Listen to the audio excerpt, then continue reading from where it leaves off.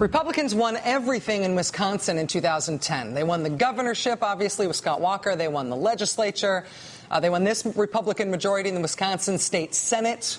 And they used their political wins in 2010 to strip union rights in Wisconsin. Democrats responded by trying to recall the governor, which did not work. But the Democrats did recall the state Senate.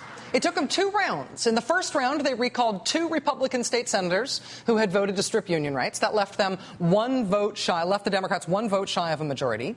Then there was a Republican resignation in March that gave Democrats an even split in the Senate. They were sharing power 50-50.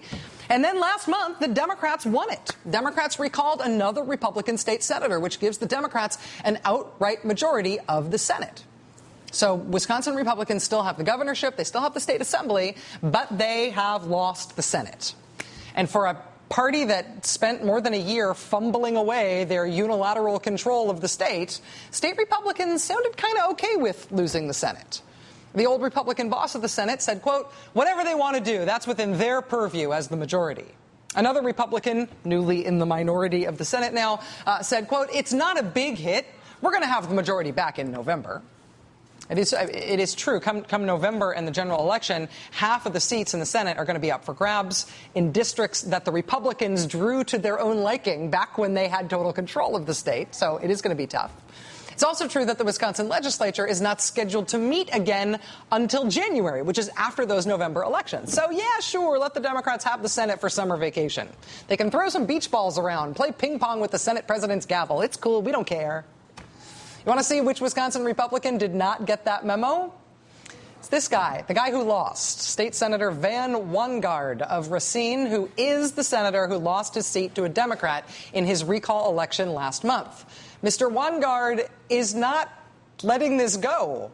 First, he called for a recount, which he got at some expense for local taxpayers. Last week, that recount showed him still losing by just over 800 votes. Still not conceding, though. Rather than concede, Senator Wanggaard said the recount had raised questions about suspicious activity at the polls.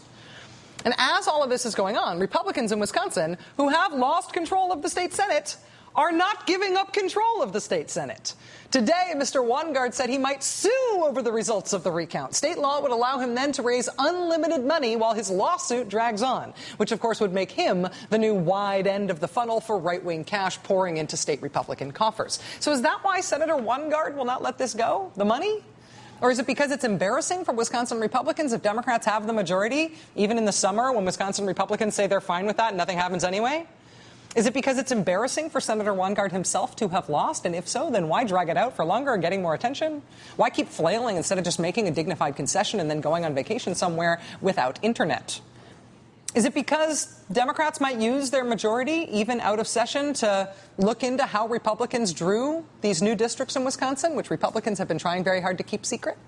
Is it because Republicans might not win back control in November like they say they will? And then what? Blame former Senator Wanggaard for their predicament? This one is a mystery. Really, it is a mystery. And the really interesting thing here and the thing to watch is that the deadline for this senator to make up his mind is tomorrow. If he chooses to sue, then his race stays undecided officially for now. We do not know why Republicans in Wisconsin have not yet conceded control of the Senate. It is more than a month since the election that says the Democrats now should be in control of the Senate, but the Republicans just aren't giving it up. It does suggest, however, that controlling that chamber for however brief a span of time might be worth something to somebody. The Republicans keep saying, oh, it's not worth anything, we don't care. But then why aren't you giving it up? Watch this space tomorrow. That does it for us tonight. We will see you again tomorrow night. Now it's time for The Last Word with Lawrence O'Donnell. Have a good one.